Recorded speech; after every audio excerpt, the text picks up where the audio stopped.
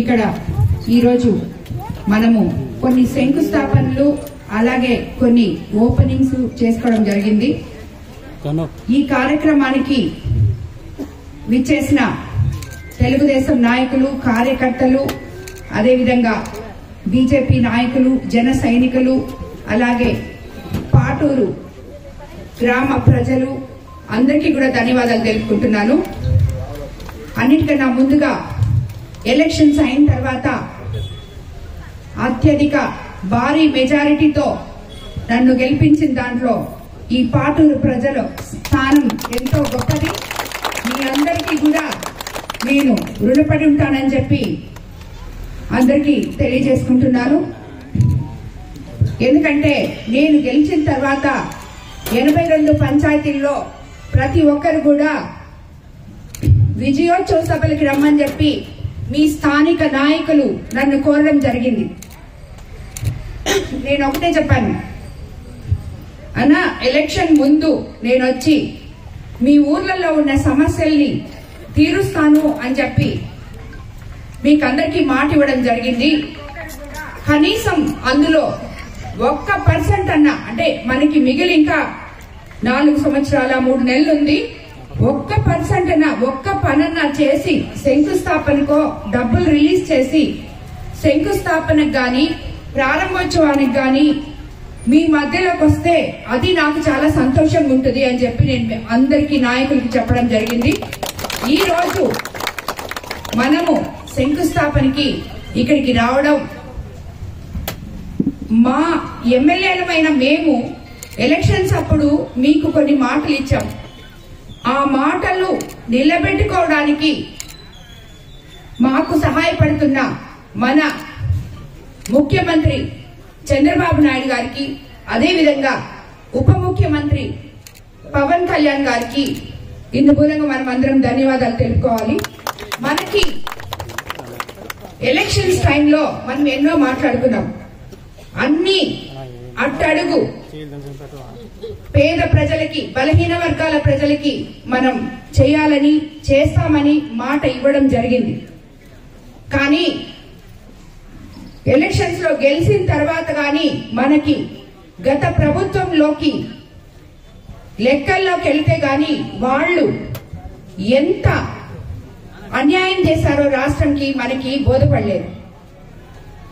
గొప్ప అడ్మినిస్ట్రేటర్ అయిన మన ముఖ్యమంత్రి చంద్రబాబు నాయుడు గారు ప్రజల మనిషి అని మీకు అందరికీ తెలుసు. ప్రతి ఒక్కటి సూపర్ 6 పథకాలైతేనేమి, మనం అనుకున్నవన్నీ కూడా మీకు చంద్రబాబు నాయుడు గారు ఒకటొకటిగా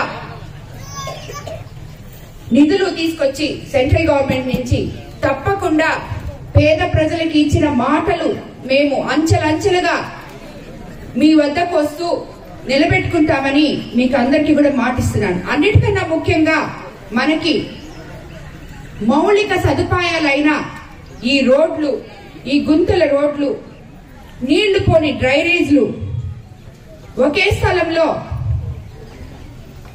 ఒకే ఇంట్లో 3-4 కాపురాలు ఉంటున్న మీ అందరికీ కూడా ఇళ్ల స్థలాలైతేనేమి, ఈ రోడ్లైతేనేమి, డ్రైనేజ్లు అయితేనేమి అవి త్వరగా ఇవ్వడం జరుగుతుంది. ఇప్పుడు ఒక్క కోవూరు మండలానికే మనము ఆల్రెడీ 2 సార్లు ఆల్మోస్ట్ 1,40,00,000 దాకా 15 ఫైనాన్స్ నిధులు ఇవ్వడం జరిగింది.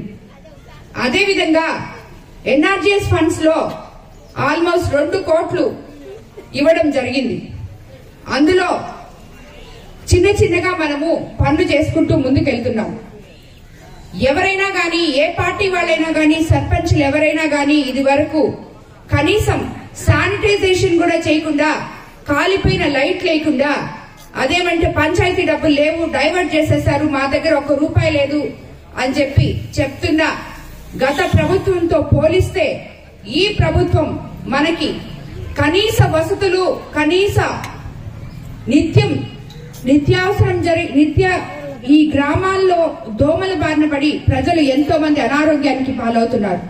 అలాంటివి జరగకుండా కనీసం శానిటైజేషన్, చీకట్లో లేకుండా లైట్లు వేసుకునే పరిస్థితి ఈ రోజు వచ్చింది. కాబట్టి ఇక్కడ ఉన్న మొత్తం నేను కోర్ నియోజకవర్గం మొత్తం గురించి మాట్లాడతాను. ఎవరైనా కానీ సర్పంచులు మీ అందరికీ తెలుసు, మీ ఆత్మ సాక్షికి తెలుసు, గత 5 సంవత్సరాలు మీరు ఏమీ చేయలేకపోయారు. మిమ్మల్ని గెలిపించుకున్న మీ గ్రామ ప్రజలకి కనీసం మేము తెలుగుదేశం ప్రభుత్వంలో 15th ఫైనాన్స్ లో మీ అందరికి నిధులు ఇస్తున్నాం. మీరు రోజువారీ పనులు ప్రజలకి అడ్డం చెప్పకుండా వాళ్ళ అవసరాలు తీర్చాలని చెప్పి పార్టీలకు అతీతంగా గ్రామాల్లో సర్పంచులు పనిచేయాలని చెప్పి అందుకు సహకరించిన సర్పంచులతో ఎంపీడీఓలు, అదేవిధంగా పంచాయతీ సెక్రటరీస్ ప్రజలకి న్యాయం చేయాలని మిమ్మల్ని అందరినీ కూడా నేను కోరుకుంటున్నాను. ఈ రోజు మనం ఈ పాటూరు